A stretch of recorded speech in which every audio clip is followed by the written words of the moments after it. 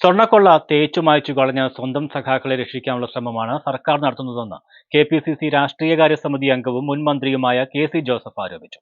പ്രതിപക്ഷ നേതാവ് വി.ഡി. സതീശൻ നയിക്കുന്ന പുതുയുഗ യാത്രയുമായി ബന്ധപ്പെട്ട് യു.ഡി.എഫ് നേതൃസംഗമം ഉദ്ഘാടനം ചെയ്യുകയായിരുന്നു അദ്ദേഹം.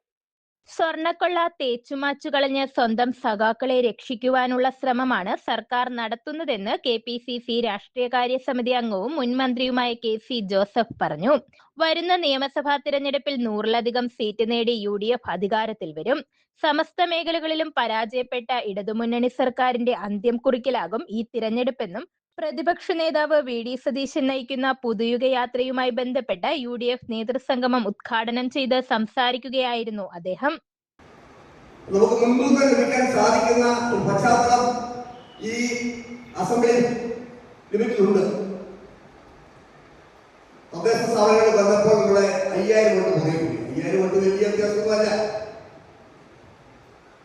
അതുകൊണ്ട് നമ്മുടെ ഇനിയുള്ള ശ്രമങ്ങൾ, ഇനിയുള്ള ചുരുങ്ങിയ ദിവസങ്ങളുടെ ശ്രമങ്ങൾ കായംകുളം നിയമസഭാ മണ്ഡലം തിരിച്ചുപിടിക്കാനുള്ള യു.ഡി.എഫ് പ്രവർത്തകരുടെ ഒരു ആകത്തുകയാകണം നമ്മുടെ എല്ലാ പരിശ്രമങ്ങളും.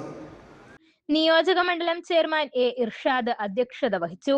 E. Sameer, K. P. Sreekumar, Kattanam Shaji, N. Ravi, B. Rajasekharan, Thomas M. Mathunni, A. Nizar, U. Muhammad, A. M. Kabeer, T. Sainulabdeen, Chirappurath Murali, Siyad വലിയ വീട്ടിൽ, വിശ്വരൂപൻ, രാജേന്ദ്രപ്രസാദ് തുടങ്ങിയവർ പ്രസംഗിച്ചു.